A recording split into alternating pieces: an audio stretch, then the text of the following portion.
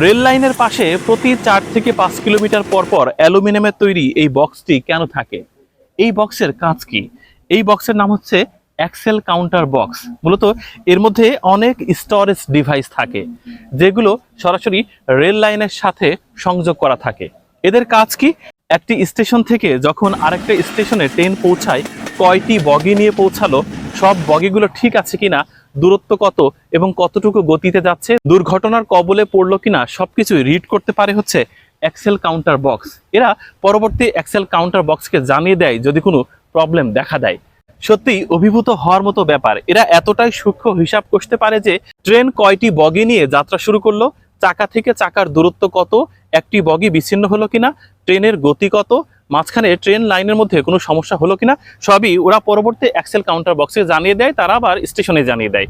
দেখেন আমার পেছনে হলুদ রঙের আরেকটি বক্স আছে। ওরা স্টোরেজ ডিভাইসগুলো মূলত লাইনের সাথে সংযোগ করে, তারপর ওখান থেকে তথ্য রেকর্ড করে এখানে পাঠানো হয়।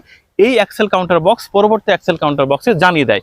সুতরাং যাত্রীদের নিরাপত্তার স্বার্থে এবং রেল লাইন সংরক্ষিত করার স্বার্থে এই এক্সেল কাউন্টার বক্স সত্যিই খুব গুরুত্বপূর্ণ। এটা কেন অ্যালুমিনিয়ামে তৈরি হয়? কারণ বৈরী আবহাওয়া আর কোনো ক্ষয়ক্ষতি যেন না হয়, এ কারণেই অ্যালুমিনিয়ামের তৈরি হয়ে থাকে এটা।